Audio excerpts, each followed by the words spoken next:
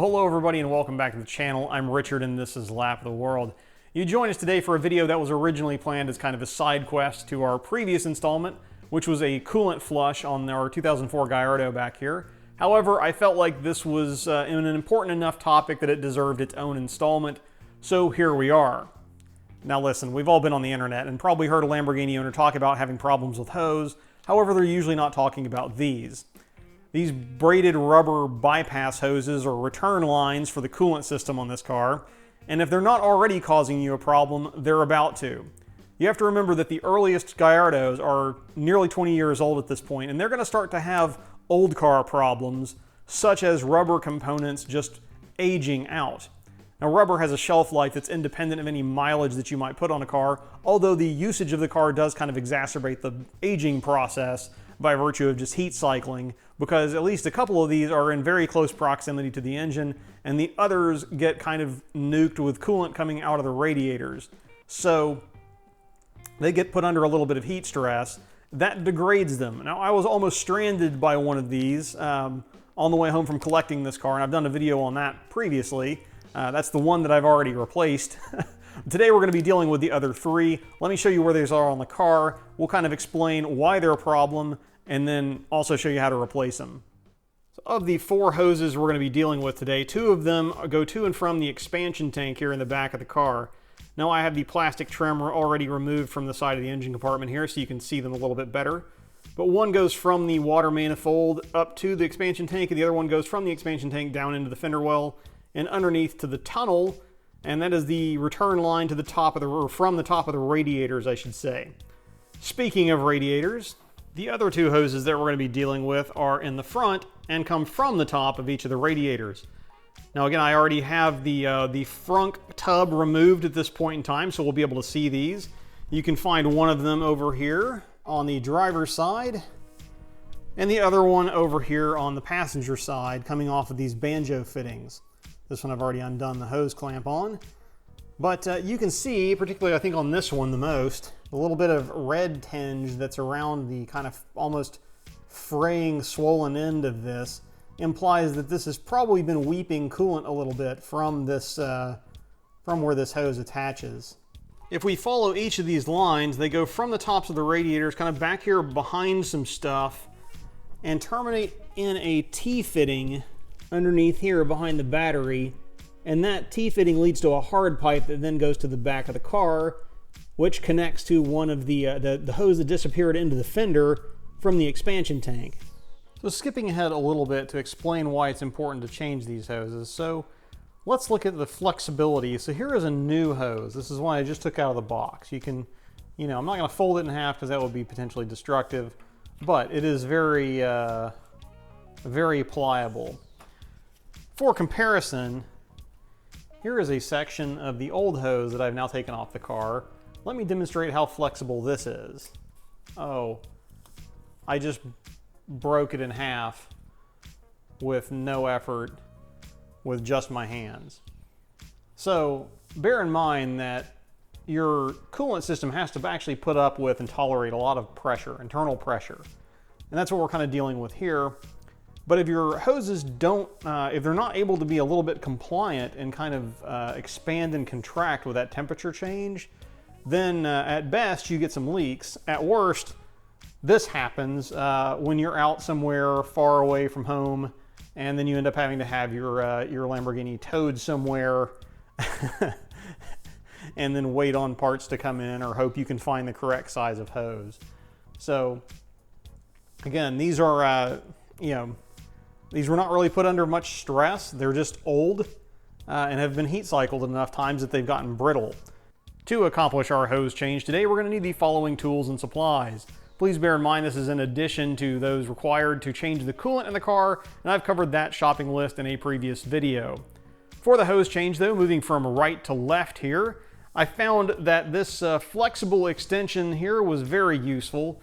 Depending on how the hose clamp in the tunnel is clocked, we'll get to that in the process, this could save you a ton of time and or swearing. Obviously ratchet handle, probably assorted other extensions, a couple of flat-bladed screwdrivers, an assortment of Torx drivers. You'll need at least a T20, T25, and T30 to accomplish this. or you can substitute that for bits. 7mm sockets for the hose clamps. I found that was far easier than the flat-bladed screwdrivers. However, I would also have some flat-bladed screwdrivers handy just in case.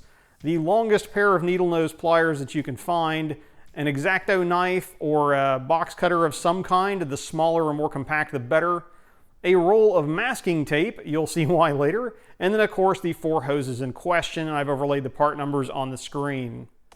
Prepping the car for this job, of course you're going to want to start with what you would do to change the coolant. So you're going to need to get the car up in the air as level as possible. I have my car up on a set of quick jacks.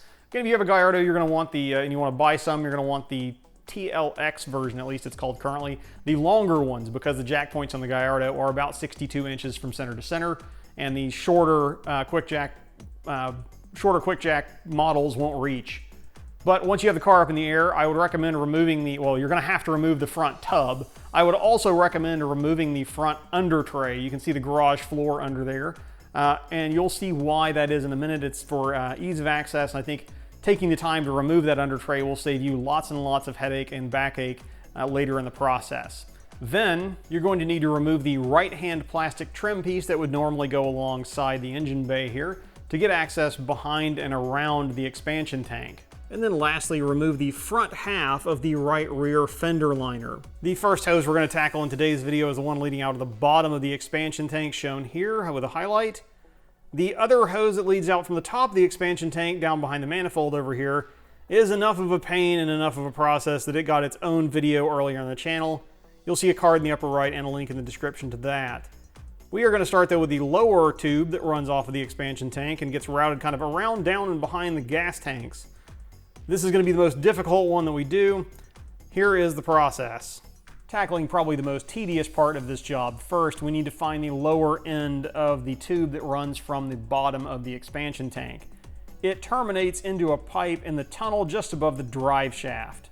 It is very unlikely that this hose is going to come off gracefully for you, so just be prepared for the fight.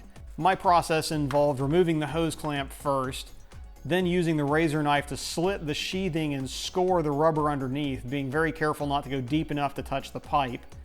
After which I was able to get the needle nose pliers in there and essentially peel the hose back off of the pipe. I used a similar technique, although with easier access, to remove it from the barb on the expansion tank. You can see the end of the hose here is not in great shape. It essentially sort of shattered and had to be peeled off. After some ado, but with now both ends of the old hose detached, we are going to attempt something of an electrician's trick to get the new hose into position. It's a short update before we move on to the actual solution, but our fishing expedition was a failure. The old hose, in this case, proved, I think, too brittle and too rigid. See, it's not very pliable anymore, so it wasn't wanting to gracefully snake down through or be pulled through some of the tight spaces that there are for it to go through.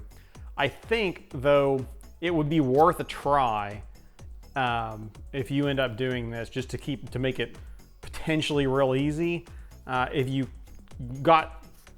find where it starts to get a little flexible, clip it off there and then butt connect it to the new one, you could give that a shot as a potential easy button before you then go the next route. Although I think I found a nearly easy enough way to do this that you might not even want to bother.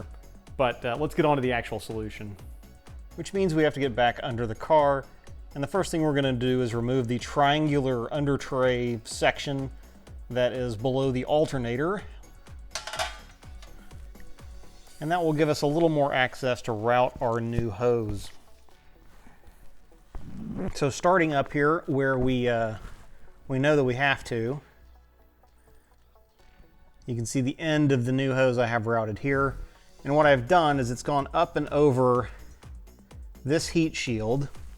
Then I've routed it behind that, between the heat shield and the gas tank, over to here, at which point, if you look above the alternator, which is right here, you'll see a little kind of break in the heat shield that has some other lines going through it. If you kind of take it from the bottom, and you can see this is the new hose here, and just sort of stuff it up that direction, it will come out right below the expansion tank. And this way we've kept it behind heat shields still for most of its travel. And we've still had plenty of length to route it via about 90% of, I think, its original path, but without having to disassemble anything else to do so. Moving to the other end of the car, with the front tub removed, the first step is to remove the hoses from their respective banjo fittings on top of each radiator. The next thing you're going to want to do is remove the battery, which will gain you much better access to the T-junction, which is down in this area here. This is also the point at which removing the front under tray will begin to pay dividends, giving you far better working access to do the dexterous operations necessary to gracefully disconnect and reconnect the lower ends of the radiator hoses. With all of our new coolant hoses now in place, the last thing you're going to want to do before moving on to reassembling and refilling is to pressure test the system. Now you want to do this before you reassemble anything, so you don't have to take stuff back apart to address any potential leaks that you may uncover during the pressure test. One reminder, as you would have noted if you've seen the coolant flush video, be very gentle when you're putting the drain plugs back in the pipes underneath the car.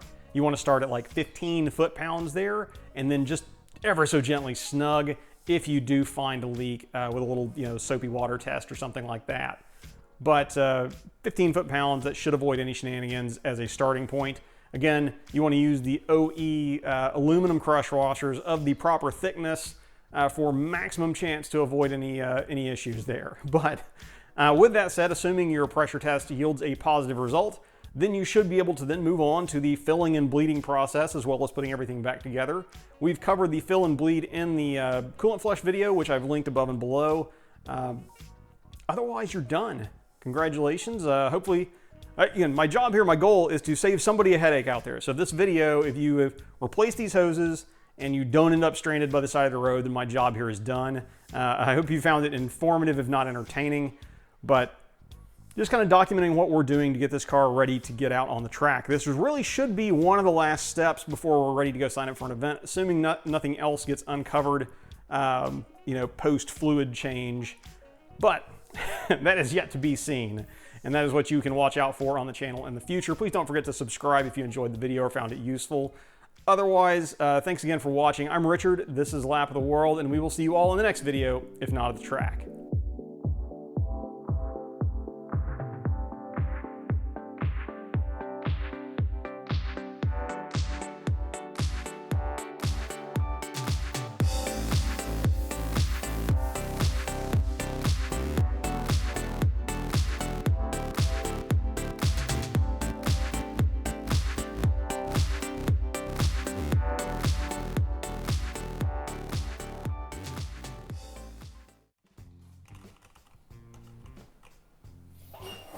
Hey Liz. Yeah, what's up? So I just finished editing the hose replacement video for the Gallardo, but I need a title. I mean, that's an easy one, how to pull hose in your Lamborghini. Or, Gallardo owner has problem with hose. Okay. So, yeah, so something like the skinny hose in your Lamborghini may be trouble, or avoiding busted hose in your Lamborghini. Yeah, or, dealing with crusty hose in your Lamborghini. Ooh. Maintain your Lamborghini like Leonardo DiCaprio. Replace your hose before it turns 25. Too much? Maybe too much. Too much? Okay, fair enough.